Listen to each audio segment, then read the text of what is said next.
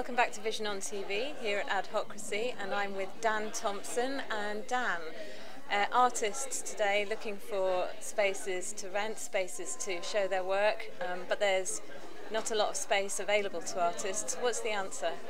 We set up the Empty Shops Network to help do exactly that. We've been recycling all sorts of spaces with artists and with community groups for about 10 years now, and the Empty Shops Network was set up based on open source software, really, to give away the core code so that anyone, anywhere in the country could do it for themselves. And how did you come about setting that up? Where did the idea for that come from? Oh, about 10 years ago, we had a group of artists. We were in Broadwater, just north of Worthing. We wanted to be part of the local community festival that was going on, and we couldn't afford a gallery space, and there was no gallery space available.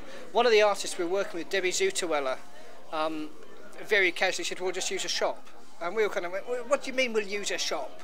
And she disappeared and came back half an hour later with the keys and a shop rent-free for 2 weeks. She used to be an estate agent and knew the magic words to say. And it's as simple as that. It's knowing what to say and knowing how to make friends with the right people. So you say it was based on open source software, on that idea of sharing the source code. How does that work in practice for artists? We've given away the core stuff you need. So we've written a book called The Empty Shops Toolkit. That was published as part of the Living Places project sponsored by the government. And that has everything on how to plan a project, what you'll need to run a project. And to back that up, we've given away a lot of the legal stuff as well. So there's a license to occupy.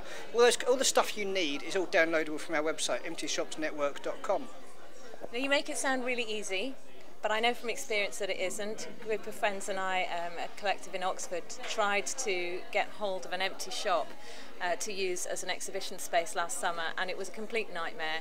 It fell through and lots of things went wrong, and I'm wondering if you could help out by sharing with us your top tips for actually getting an empty shop. Tip number one is download the Empty Shops Toolkit to start with. I know you said you were working with the local council, and councils aren't the best people at doing this. It's outside of the comfort zone of councillors and council officers. They don't know how to do this stuff. So you're better taking a long view, making friends with landlords, letting agents, estate agents, business owners, making friends with those people and networking, really, but doing that all the time. Keep business cards on you, keep chatting those people up, give them a business card, because you never know when they're going to be the person you need. And as long as you do that, you'll find that when you want to run a project, you've got the people and everything else in place ready to go. That way it's fairly easy. Thank you, Dan. So that's the emptyshopsnetwork.com, is that right?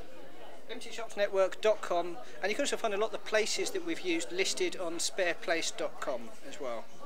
Well, who knew the revolution was going to start in Worthing? Thank you. Thanks very much for speaking to Vision on TV at Adhocracy.